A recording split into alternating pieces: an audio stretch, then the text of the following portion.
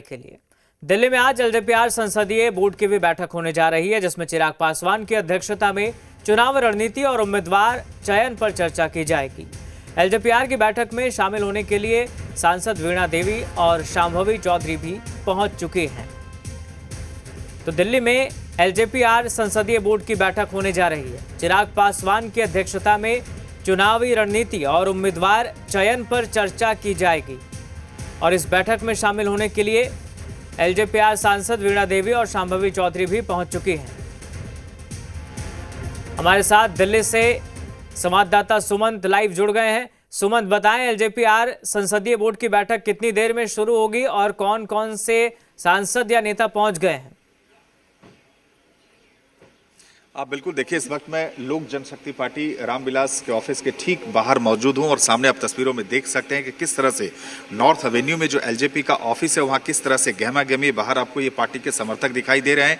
भीतर जो parliamentary board के जितने भी सदस्य हैं वो मीटिंग में पहुंच चुके हैं। उनमें जो चारों सांसद हैं, राजेश वर्मा, शांभवी चौधरी, वीणा देवी, अरुण भारती, ये भी पहुंच चुके हैं। इसके अलावा पार्लियामेंट्री बोर्ड के जो अन्य मेंबर हैं, प्रदेश अध्यक्ष राजू तिवारी, अब्दुल खालिक, ये तमाम लोग यहाँ पहुंच चुके हैं और अब इंतजार हो रहा है पार्टी के अध्यक्ष चिराग पासवान के पहुंचने का, क्योंकि चिराग पासवान की अध्यक्षता में ही संसदीय बोर्ड की बैठक होगी। अभी चिराग फिलहाल अब तक नहीं पहुंचे हैं, लेकिन जो जानकारी मिल रही है उसके मुताबिक किसी भी वक्त चिराग पासवान अब यहां पहुंच सकते हैं। जैसे ही चिराग पासवान यहां पहुंचेंगे पार्टी कार्यालय में, वैसे ही पार्लियामेंट्री बोर्ड की जो बैठक है वो शुरू हो जाएगी। साफ तौर से कहा जा रहा है, देखिए ये बैठक ऐसे वक्त में हो रही है जब सबकी निगाहें चिराग पासवान पर टिकी है और यही माना जा रहा है कि इस बैठक में क्या पार्टी की आगे क्या रणनीति होगी, सीट शेयरिंग को लेकर चिराग पासवान की बीजेपी से क्या बातचीत हुई, वो कौन कौन सी सीटें हैं जिन पे लोक जनशक्ति पार्टी ने अपना दावा ठोका है, उस पे कौन कौन से उम्मीदवार हो सकते हैं, वो तमाम ऐसी चीजें हैं जिन चीजों के बारे में इस बैठक में डिस्कशन होने की, चर्चा होने की पूरी संभावना है। उससे ठीक पहले मैं एक तस्वीर आपको दिखाना चाहूंगा। जहां मैं खड़ा हूं इससे थोड़ा ही वो जो सामने वाली आप कोठी देख रहे हैं, वही घर विनोद तावरे जो बीजेपी के प्रभारी हैं बिहार के, उनका आवास था। और अब से थोड़ी देर पहले जो कोर ग्रुप की बैठक जेपी नड्डा के घर पे हो रही है, उससे पहले तमाम जो बिहार बीजेपी के जो दिग्गज नेता हैं वो सभी यहाँ पहुंचे थे और वहां से ये जानकारी मिली थी कि आज शाम से लेकर कल सुबह तक 11 बजे तक सीट शेयरिंग अनाउंस कर दिया जाएगा। यानी अब से आगे जो कुछ घंटे हैं बेहद अहम है, चूंकि जानकारी ये भी मिल रही है कि इस बैठक के खत्म होने के बाद जब यहाँ एलजेपी की जब बैठक खत्म होगी, जानकारी ये मिल रही है कि जीतन राम मांझी भी पटना से दिल्ली आ रहे हैं और इन सभी लोगों की एक मुलाकात जो है केंद्रीय गृह मंत्री अमित शाह से हो सकती है, जिसमें अंतिम रूप से सभी चीज़ों पे एक तरीके से कहें कि सब कुछ तय हो जाएगा। हालांकि दावा यही किया जा रहा है बीजेपी की तरफ से भी कि सब कुछ तय है, बस अनाउंसमेंट बाकी है, बस औपचारिकता बाकी है। इसके बाद जानकारी यही मिल रही है कि एक साझा प्रेस कॉन्फ्रेंस करके बाकायदा एनडीए की तरफ से पूरी सीट शेयरिंग की जानकारी दी जाएगी।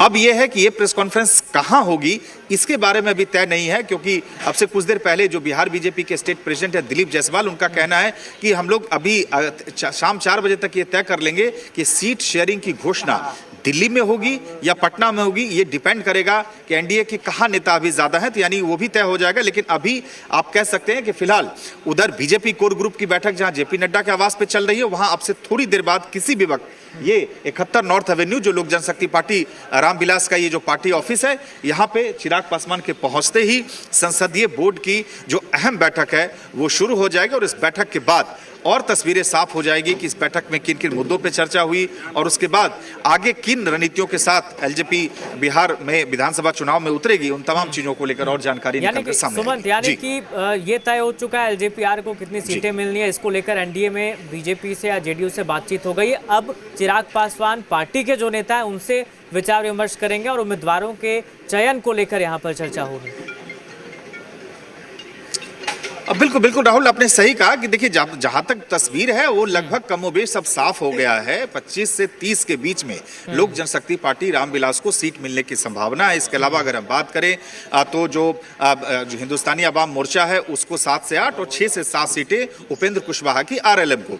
यानी तस्वीर कमोबेश साफ हो गई है, लेकिन आधिकारिक आंकड़े जो है वो सीट शेयरिंग के अनाउंसमेंट में सामने आ जाएगी। तो आपने बिल्कुल सही कहा कि अब आगे, चूंकि अब तक अगर आप देखें तो लगातार जो बीजेपी के तमाम बड़े नेता हैं उन सभी नेताओं से, मंत्रियों से चिराग पासवान की मुलाकात होती रही है और आपने बिल्कुल सही कहा कि इस बैठक में अंदर पार्टी की अपनी जो इंटरनल स्ट्रेटजी है, जो आंतरिक रणनीति है, उस पर चर्चा होगी। कौन उम्मीदवार होंगे, किस सीट से उम्मीदवार होंगे, किस तरह से तालमेल के साथ जो है अब चुनावी मैदान में जाना है, इन सभी चीजों पे मुझे लगता है कि चर्चा होगी। लेकिन जो सीट शेयरिंग का अनाउंसमेंट है, वो यही जानकारी मिले कि सभी जो एनडीए के घटक दल हैं वो एक साझा प्रेस कॉन्फ्रेंस करके सीट शेयरिंग का अनाउंसमेंट करेंगे, जिसमें बीजेपी, लोक जनशक्ति पार्टी, जदयू, हिंदुस्तानी अवाम मोर्चा और उपेंद्र कुशवाहा की आरएलएम, सभी पार्टियों के रिप्रेजेंटेटिव उस बैठक में होंगे, ताकि सीट शेयरिंग के साथ साथ एनडीए एकजुट है। एनडीए की जो चट्टानी एकता जिसका दावा बिहार के बीजेपी अध्यक्ष दिलीप जायसवाल कर रहे थे, उसका एक सकारात्मक संदेश बिहार की जनता में जाए। क्योंकि पिछले कुछ दिनों में आपने देखा कि किस तरह से एनडीए खेमे से भी रूठने मनाने का सिलसिला लगातार जारी था। चिराग पासवान से मिलने कई बार जो है, कभी नित्यानंद राय तो कभी धर्मेंद्र प्रधान, उनके आने का सिलसिला लगातार जारी रहा। अब कोशिश यही है कि एक मैसेज दिया जाए एनडीए में ऑल इज वेल। चलिए, बहुत शुक्रिया फिलहाल आपका सुमन तमाम जानकारी के लिए। तो एक कोशिश देने की कोशिश होगी कि चट्टानी एकता एनडीए में साझा प्रेस कॉन्फ्रेंस के बाद, प्रेस कॉन्फ्रेंस के दौरान ही सीटों का शेयरिंग का जो फॉर्मूला है उसकी बात कही जाएगी। लेकिन फिलहाल आपको बताते हैं, सुनाते हैं कि शांभवी चौधरी ने क्या कहा है। नहीं, हमारे राष्ट्राध्यक्ष जी ने कहा है कि उनकी लगातार बातचीत चल रही है और हम लोग जितने भी पार्टी के सभी सांसद और पदाधिकारी हैं, उन्होंने हमारे राष्ट्राध्यक्ष जी को अधिकृत कर दिया था। जो भी उनका फैसला होगा वो अंतिम फैसला होगा। अब क्योंकि चुनाव है, ऐसी बैठकें पार्टियों में होती रहती हैं, उसी में हम लोग अभी जा रहे हैं। जैसे ही कुछ होगा आप सबको सूचित कर दिया जाएगा।